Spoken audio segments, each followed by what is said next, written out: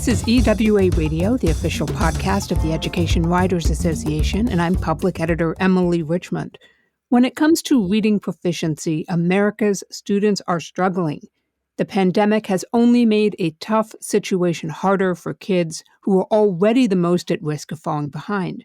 That's the central argument being made in a new project from the Hechinger report, which partnered with 5 newsrooms across the country to tell this important story. Joining us now is the Hechinger Report's Jill Barshay. She's the editor who coordinated the project, and Rebecca Griesbach of the Education Lab at Alabama.com. Jill, welcome to EWA Radio. Hi, Emily. It's a pleasure to be here. And Rebecca, great to have you with us as well. Hi, thanks for having me. Jill, let's start with you. You wrote that the pandemic had made a bad situation worse. Can you tell us about that? Yes. Beginning around 2016, we started seeing an alarming deterioration in how American students were reading. Fourth graders started tanking, and then in 2019, we saw both fourth and eighth graders deteriorating, and the drop in eighth grade reading was really alarming. And we learned when those scores came out that the bottom students, the lowest achieving students, actually had been deteriorating for a decade, but it was masked because the high achieving students were doing better. And so when you average that together, it looked like American reading was okay. But then in 2019, even the top students were doing worse, and you could really see something bad was happening. 30 years of progress for the bottom students had been completely erased. Jill, you're talking about a decline in reading scores that was taking place even before the pandemic. What do scientists or researchers or educators believe might be some of the causes at play here? People are arguing about this right now, and we're not really sure. It's a bit mysterious. There's 3 leading theories. One theory is about money. The second is about how we're teaching kids to read, the actual reading instruction. And the third is about reading habits. I'll take the last one first. It's so interesting. We saw some surveys from students about how much they're reading, and they're not reading very much.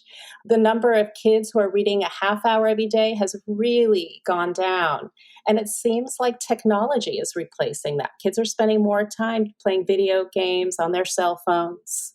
And it could be that if you don't read a lot every day, you don't get that much better at reading. The second theory is money. After the Great Recession in 2008, local and state budgets were decimated and many teachers were laid off. And the kids who are in 8th grade now, they were just learning to read back then. And so maybe the budget cuts when they were learning to read really affected their abilities to read now. And the third is about reading instruction. There's a lot of concern that students are not getting systematic phonics instruction in the early years. And then there's concern that the low achieving kids are getting almost too much rote phonics instruction, and they're not getting enough history and science and art and all this rich content that helps them think about the world. They're not getting the kind of classroom discussions over novels that really helps them understand what the main point is and helps them gather evidence for theories. And so without all that content, maybe it's hard for them to understand complex texts. You know, it's interesting, Jill, because when you describe this sort of tricky balance that instructors need to strike between the phonics and the content that's going to engage kids' curiosity and their interest in the material and help them stimulate their minds in the ways that we want them to, it's almost like teaching reading is really complicated. I would say so, absolutely. Let's talk for a moment, though, about this less mysterious decline, and that is the drop in reading as we have seen so far. And some of this is anecdotal, some of it's based on some early test scores by schools, and that's in how well kids are reading during the pandemic. What do we know? What we know is that low-income children, and especially children of color, have fallen far more behind than everyone else, like 2 to 3 times falling further behind. And it's really depressing. Rebecca, I want to turn to you. You're working for the brand new Education Lab at Alabama.com. How did COVID play out in Alabama? Were most schools closed and remote? So most schools really were open for business. Last year, they had the option to go remote. And you did notice among some of the smaller rural school districts, particularly rural school districts that had high populations of Black students, a lot of those schools did go remote for most of the time, but the vast majority of schools had either hybrid or in person. And really, this year, schools were having the hardest time, I think. All of them were back in person. And this was right when Delta hit. We were on the front end of Delta opening up as early as the first week of August. So we've seen far more cases and quarantines this year than we did last year. Can you tell us, is there consensus in the state on the impact the pandemic has had on student learning broadly and then on reading more specifically? That's a tough question to answer just because there isn't a whole lot of data. We have test scores from last year from the ACAP, but that was the first time that this test was administered. And the year before, they didn't test. And so those ACAP scores are pretty bad. But in reading specifically, we don't have published statewide data that breaks out reading because it breaks it into ELA. And so the only numbers that we have right now are on the district level. And so districts that we're looking at specifically, we can tell. However, we do know from state officials, they're just discussing cut scores ahead of our Literacy Act. And we do know that about 23% of third graders aren't reading on grade level and could be impacted by potential law that would retain them after third grade. Well, let's talk about that. You mentioned the Literacy Act and this new law. It's one that's been passed in multiple states, and it's one that some researchers are very critical of, and that is it would hold back students from being advanced to the fourth grade if they're not reading at an acceptable proficiency level by the end of the third grade. Is that correct? That's correct. So, yes, there are a portion of educators and lawmakers who believe that holding someone back, a kid back, is a form of punishment for the child, and that children shouldn't be punished for things that are out of their control. And that's a big criticism of retention laws. I think what's important to note, though, is that the retention piece of this act is a very, very small portion. Most of it focuses on things that schools should be doing to make sure that their students don't have to be retained. And that includes provisions for summer school, after school. Some schools are doing intersessions where they're even doing remediation during the breaks, like winter break and fall break, more training, specific teacher prep, and specific assessments that align with the science of reading. So the vast majority of that law is basically requiring districts to do all of those things. And the retention piece is a piece that, has gotten the most kind of pushback. And frankly, it's something that we don't expect to actually be in effect this year. It was slated to be in effect this year, but officials are talking about postponing it just because we don't have enough data. I think it does get a lot of attention and a lot of easy headlines, in part because for the average reader who may not understand or potentially even not have that much interest in instructional policy or curriculum standards or best practices, they can envision a kid being held back. They can remember being a child that age themselves and imagine what it would have been like to have been held back a grade. I think it's very easy to make that story feel personal. Right, definitely. I think one more thing about that as well is that this test isn't just the be all end all. It doesn't all hinge on this test and what score a student makes on the ACAP. If they fail or if they don't meet reading grade level, they do have summer school, and then they have a different assessment at the end of summer school. And then if they don't pass that, then there are also other options for individualized learning plans and things like that. So lawmakers are still having these discussions about how do you retain kids? And there is a lot of talk about it and there is a lot of pushback against it. And I think they're trying to come up with options that don't just include, okay, you don't pass this test this year, you're held back. There are caveats to that. So You've also been reporting on how Alabama schools are tackling reading proficiency by boosting classroom instructional support. Can you tell us about some of the things you saw and wrote about? yeah, so I went to Rehoboth Elementary School, which is a small rural school kind of close to the Florida border. It's called the Wiregrass region. And the reason that I went to Rehoboth is because we were looking at our data and they were one of our high flyers. So Trish Crane recently did a series called High Flyers, which highlights Alabama schools with high levels of poverty that have been beating the odds and having high rates of success on reading and math scores. Rehoboth had led the state in bridging gaps between several socioeconomic groups and white students in reading specifically, in third grade reading specifically. So that's why I chose them. And when I went there, I didn't really know what to expect. But what I noticed was that the classroom, it was always moving. The teacher was moving back and forth, addressing different students, kind of switching between instructional methods. At the same time, some students were being pulled out for interventions, and they were different types of intervention. And then also later in the class session, the teacher was taking small groups to focus on specific targeted reading skills. And so the instructional support side of that wasn't just the tutors that would come in and pull people out. It was how they were kind of integrated with the whole classroom and how they were seen in the school as like an integral part of how the classroom moves and operates.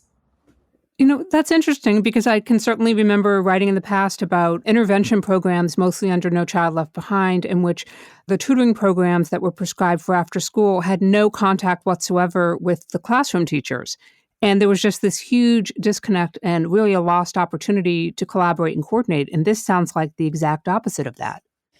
Right. One thing that stuck with me is a lot of these are Title I folks who are retired teachers, or even some of them are Rehoboth graduates who were going to a regional college nearby and were certified and were giving back to their school in that way. Actually, the classroom teacher that I was observing actually started out as a Title I aide. And so he had some of that experience with targeted interventions to even bring in his classroom. And he was also local. I think that was really key. Like, these are people who know the school, who know the students, who might have taught them before, and they know their specific needs. And it's not a stigmatized thing.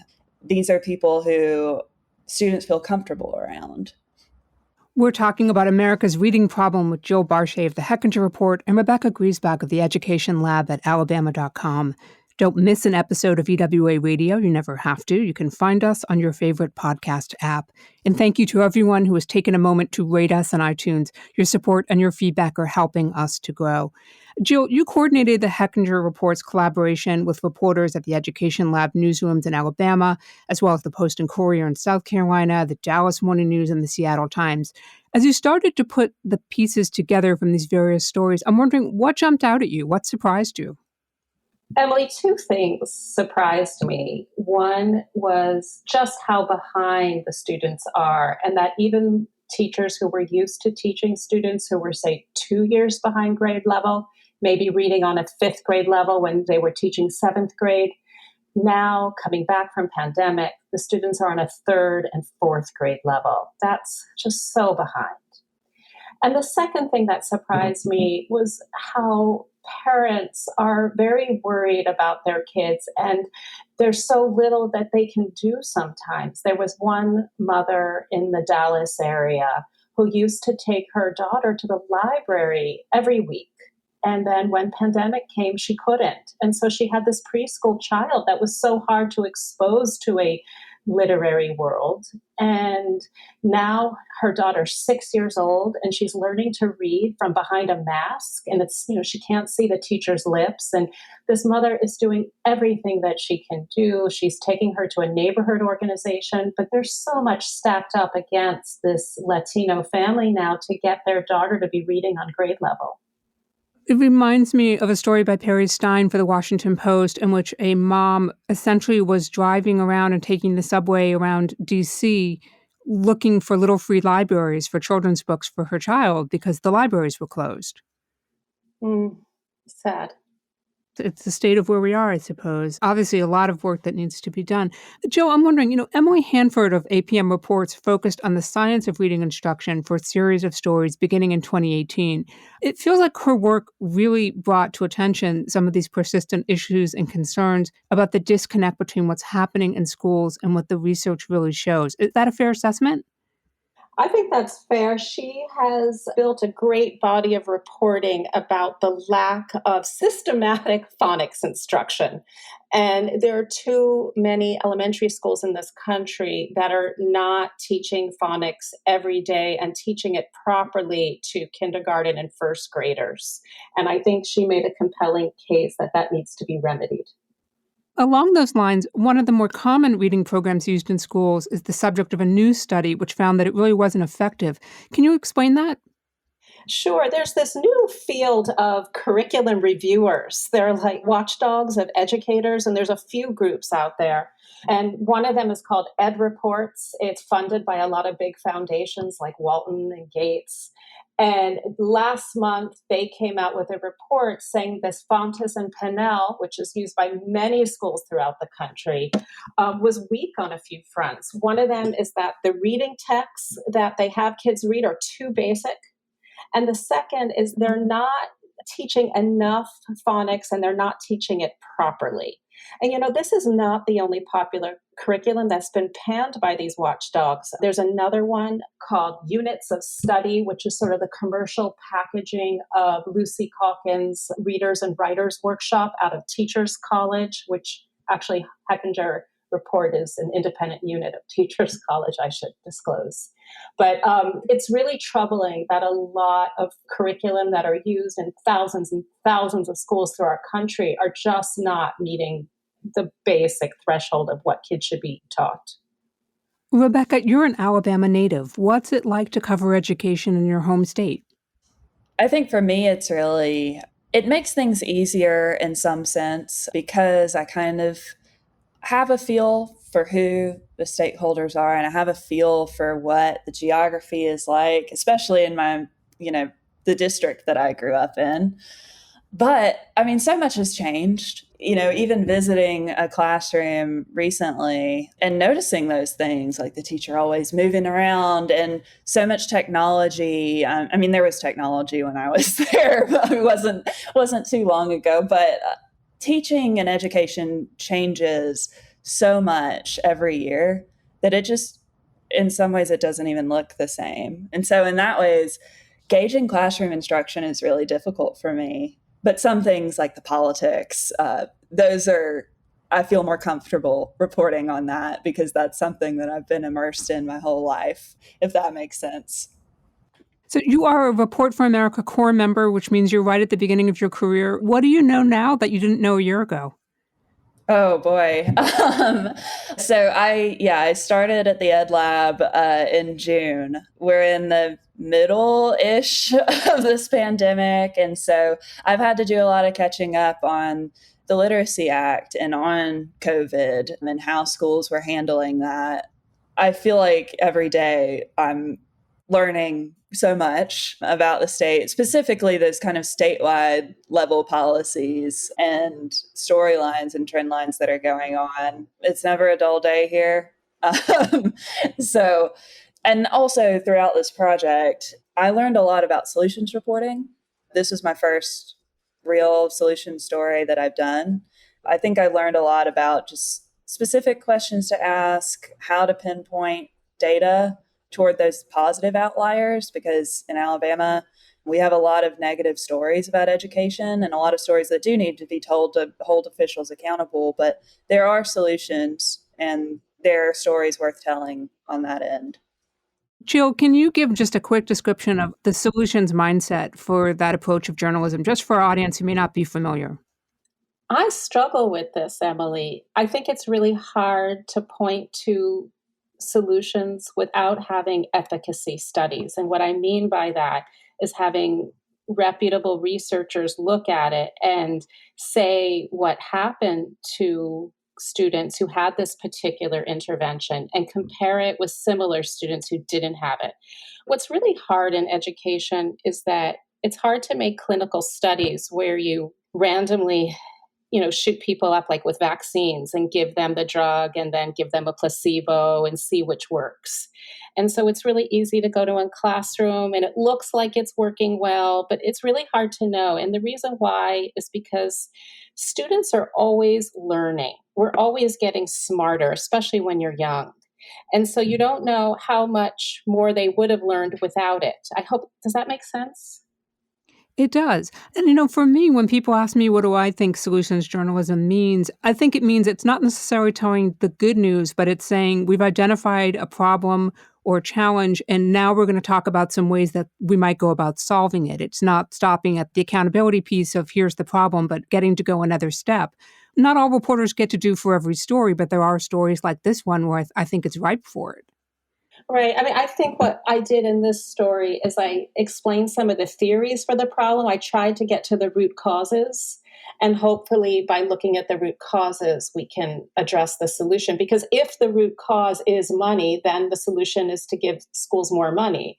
If the root cause is that kids are playing Minecraft and looking at TikTok too much, then maybe we need to get rid of their cell phones and their computers. So we need to understand these root causes a little bit more before we can really get at the solutions, I think.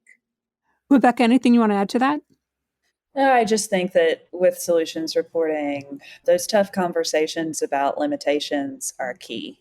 Rehoboth was not perfect by any means, and I had to kind of frame it like, look, this isn't this isn't a fluff piece. Like, I want to have a real conversation about the successes that you had and also the challenges. And so, I mean, throughout the story, I noted they weren't using a textbook, right, that was aligned with the science of reading, and they weren't using certain things. And so I think those are really important to note, and also to have conversations about with your sources to kind of help not just bring the conversation forward, but I don't know.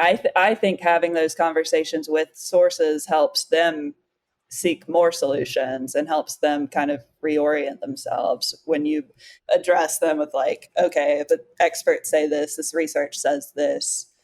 And then I don't know, I've gotten better feedback, I think, from that.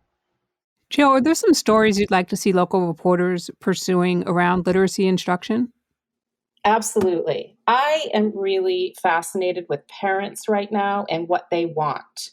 I remember that a school administrator in Albuquerque, they created some extended school year services, and the parents didn't want it, and so the kids didn't show up. And I would love reporters around the country to talk to parents reflecting on their children's reading abilities and what they want to help catch up.